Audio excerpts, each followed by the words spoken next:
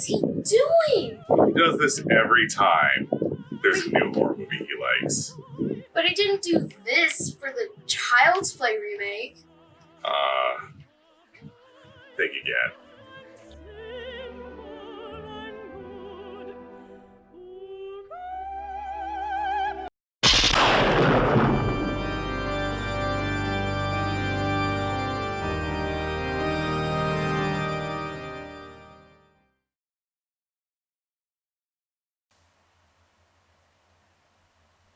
Bum bum bum bum bum bum bum bum bum bum bum bum bum bum. He had it coming. He had it coming. He only had himself to blame. Hello, boils and ghouls. Welcome back to Round the Clock Frights. I'm Josh. And I'm Brian. And we are here to talk about the feel-good movie of the summer, Midsommar. Directed by the same man who gave us Hereditary, another very heartwarming feel-good movie. Is that right? Oh, perfect fun for the whole family. Yeah. Speaking of which, this kids will love it. Yeah, kids will love it. They can go see it after Spider-Man Far From Home. Ooh, yeah. Actually, Brian, I got a question for you real quick. Yeah? Would you agree that this would be the ideal date movie? Oh, yeah. This and a double feature with Gone Girl. Oh, yeah, absolutely. And Phantom Thread. They're both highly romantic movies. And actually, when we were walking out of the theater, I noticed a girlfriend running away from what was presumably her boyfriend in terror. So yeah, definitely take your date to this movie. Yeah. So Brian, in all seriousness, this is a movie that really shook me to my core. I'm not gonna lie. This movie was supremely messed up. Absolutely. And I'm just gonna say that before watching this movie, I was really excited to see it because... Oh, I was too. You and me had both seen this director's previous movie, Hereditary. Which was one of the best movies of 2018. Yeah. It really was. And Hereditary was a movie that had audiences very split down the middle. I personally thought it was incredibly atmospheric, very horrific. It made me feel uncomfortable. I was enthralled with Hereditary. I thought it was a psychological family drama disguised as a horror film. Yeah, and in sort of a similar way, Midsommar, I would say, is basically a breakup film disguised as a horror film. Before we went to go see this movie, I mentioned to Brian that I actually rewatched both Wicker Man movies. I watched the original Wicker Man movie from 1973 and the 2006 remake starring Nicolas Cage. Open my eyes! Because one of the funniest movies ever made. Watching the trailer for Midsommar, it was very clear to me where this director's inspirations were at. Oh yeah, the folk horror genre, pretty much. The folklore genre, the pagan genre. And after watching this movie, I did notice some similarities between the films, between Midsommar and The Wicker Man, particularly the original. Yeah, I noticed a bunch of similarities as well, particularly the ending and just sort of weirdly enough, I feel like what the Nicolas Cage one was trying to go for thematically and failed miserably at, this one kind of got. Yeah, so needless to say, we both really dug the hell out of this movie. Yeah. This is going to be another movie that obviously splits audiences down the middle because what this director really excels at is pulling no punches. Both this and Hereditary are horror movies. Yeah. They will chill you to the bone. I mean, these movies don't try to overtly scare you, I think is the thing. I think they try to really just leave you unsettled and then just gradually increase this feeling of anxiety as it goes along. And then by the end, like, your nerves are frayed. Yeah, he doesn't really do the jump scare thing, which a lot of modern Hollywood directors do. I didn't count any jump scares in this movie. He's much more about building tension, and what tension. Yeah. We're going to get into the plot. We're going to delve into some spoilers because there is a lot to talk about with this movie. Oh, yeah. So starting from the beginning, we have the main character played by Florence Pugh. Yeah. She's a young woman who is having some problems with her sister. Her sister is very manipulative. She's sending her scary emails threatening to do something to their parents. And this is leading to relationship problems with her boyfriend, played by Jack Raynor. But yeah, so she's having relationship problems with her boyfriend. And basically, it looks like he is about to dump her. And basically, like, all his friends are kind of pushing him on to do it. And within the first few minutes of this movie, the director delivers the first emotionally devastating sequence where, after receiving these emails from her sister, she gets a phone call discovering that the sister had basically killed their parents with carbon monoxide. And herself. Full murder-suicide. And something that I really like in horror movies, I love it when horror movies have, like, a good opening scene. Oh, yeah. Other great examples are, like, Jaws. Mm-hmm. Oh, no, this one's even better because, like, after we see Florence Pugh, like, sobbing maniacally, it just, like, cuts to the title. Mm-hmm. Way to start it off on a high note. Yes. A very cheerful note, Yes. needless to say. And so, as stated, her boyfriend is a bit of a douchebag. He is a tool. That's putting it mildly. He is a tool incarnate. And you can tell that this relationship is hanging by a thread as it is, because he treats her more like a nuisance in these first few scenes. Oh, God. She tries to reach out to him for comfort and support, but he always turns her down, always has an excuse. He wants to hang out with his friends. He wants to go drinking. Mm-hmm. He wants to go to Sweden for a month and a half with his friends. And basically, he doesn't tell her about this. He's, like, gaslighting her initially. Yeah, so he invites her to go to Sweden, and he thinks that she's not going to go, but she accepts. Yeah. And them and their friends embark to Sweden, where creepy shenanigans ensue. Yeah. And it should be said, like, a lot of this film is kind of a comedy as well. Oh yeah, this film was funnier than I was expecting. Very darkly funny because, like, because there's a whole bunch of shenanigans, sort of, when she initially decides to join them on the trip, because obviously they're not super happy about this, and so this very much leads to some moments of tension, some kind of culture clash when they first arrive, and just some killer reaction shots from Will Poulter. Speaking of Will Poulter, you mentioned that this movie is darkly funny. Yeah. He was the one part of the movie that was blatantly funny because he's obviously the comedic relief in this movie. Mm-hmm. He's the pervy friend who wants to go to Sweden and sleep around with a bunch of European girls. Basically, he's attracted to everything. He's the Glenn Quagmire of this movie. Oh, God.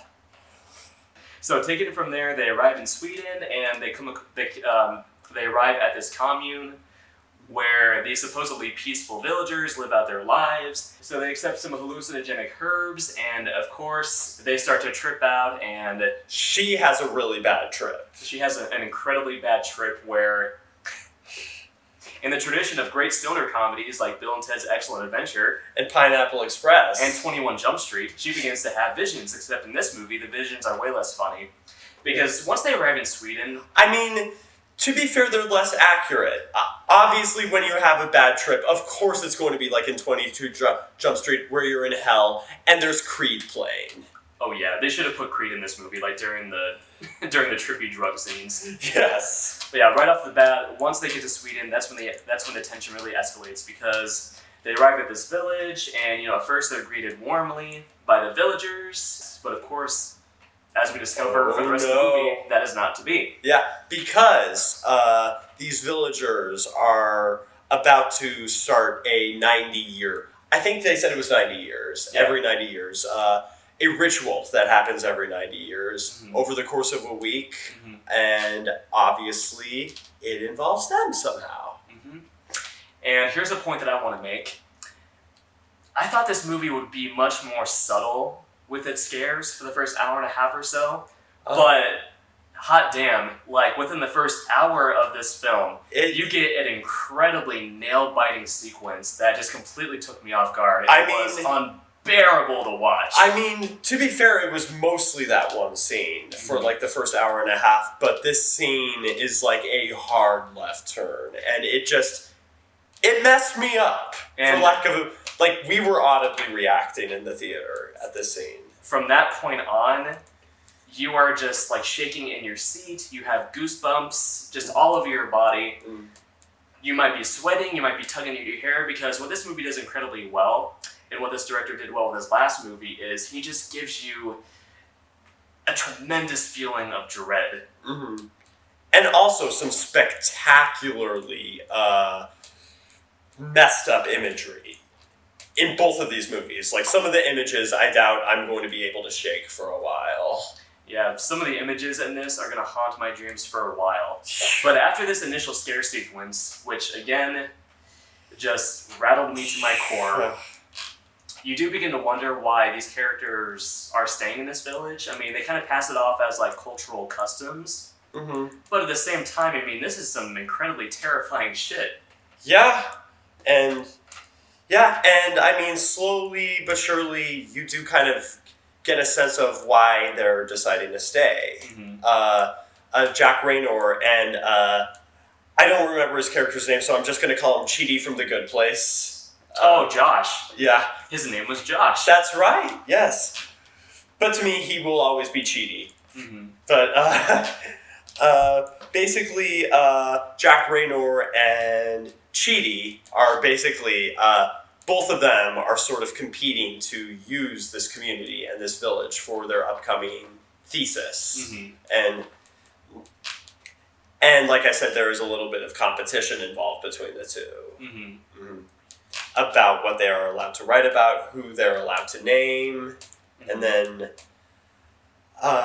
and then obviously with Florence Pugh, it becomes interesting because, at least in my interpretation of it, I feel like she sort of starts to eventually come to bond with this community in just kind of this weird way. Yeah, which ties into the overall theme of this movie, which is basically if you are unfaithful to your girlfriend or spouse, obviously there are going to be consequences, because Jack Raynor is just looking for a way out of this relationship, like throughout this entire movie. Yeah, to the point where he is just actively dismissing, like when some of their friends go missing, he is trying to downplay it. He's like, no, let's stay here. Mm-hmm. He's trying to convince her to stay, basically, when she wants out. Mm-hmm. And she almost becomes, I would say, brainwashed by this community, because she lost her family at the beginning of the film, her relationship with her boyfriend is on the rocks, and this village is basically tricking her into thinking that they want to accept her as part of their family. Yeah, and honestly, I feel like family is kind of one of the weird themes of this movie. Mm-hmm. Because, like you mentioned, she lost her entire family. Mm-hmm. She feels like she has no one who has really understood her. And in a sense, you do see why she feels like they do understand her. But really, overall, I thought Midsommar was a very effective sophomore feature from this director. If I had any qualms about it, I would say that I thought the overall message could have been a bit stronger, because compare this to the original Wicker Man. The original Wicker Man is all about Christianity versus paganism. Very potent themes. This movie is more of a relationship drama. Uh-huh. And, just watching this relationship fall apart. And, like I said, the overall message is don't be an asshole to the person that you're dating, or else you're going to end up in a bear costume and you're going to be set on fire. Yeah.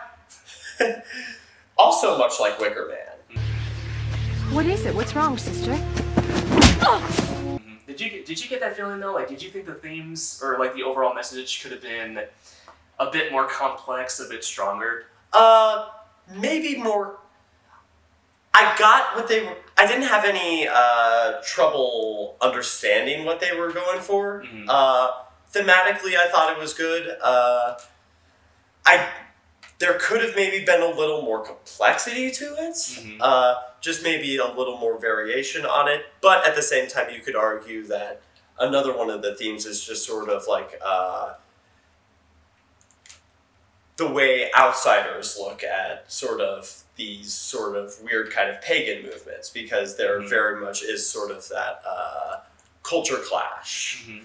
And the secrecy they want versus like Chidi and Jack Raynor wanting to write about them. But if I had any qualms about this is going to sound super petty, but if anything, I thought it was a little long.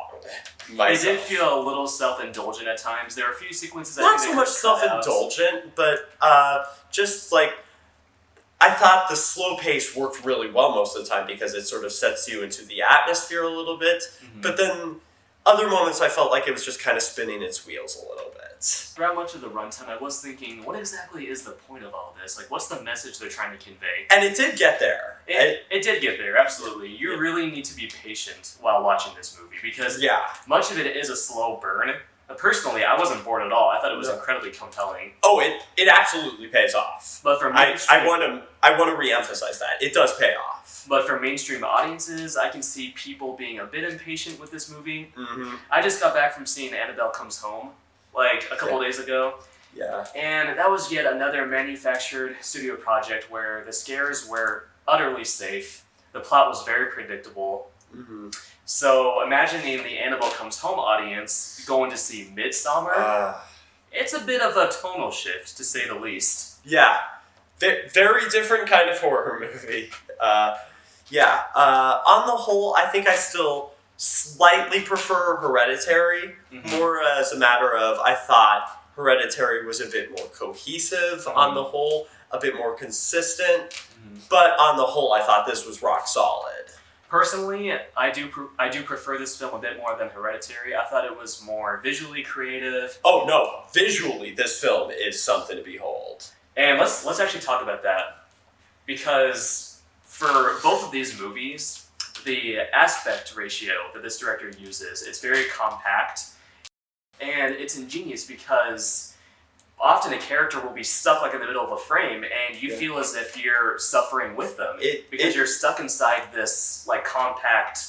It is very claustrophobic. Incredibly. And utterly appropriate for this kind of movie. And also just very kind of, it has the same sort of Wes Anderson kind of feel to it, where it's just always like, like you said, it has everything dead center, it's looking at everything dead center, and here it just makes it feel just very cold and impersonal, which I think fits with the tone of this movie. It was definitely as funny as a Wes Anderson movie. Oh, no, I was shocked at how much I was laughing at some of this. Because there is one scene involving Jack Raynor near the end that is just insane. Yeah, and to the point where, like, we were thinking, me at least, I was going back and forth on it a bunch. I was like, is this supposed to be funny? And then it got to a point where it was just getting so absurd that I was like, no, this absolutely is supposed to be funny.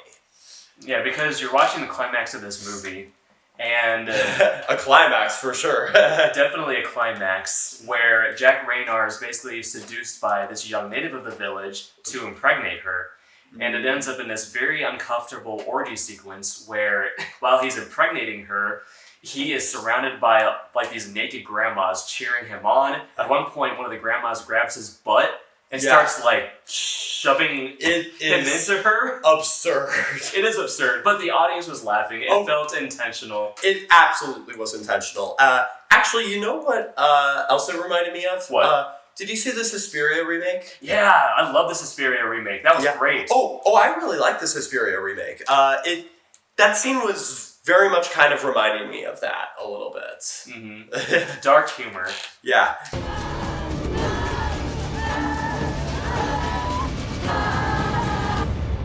I was most excited for you to come.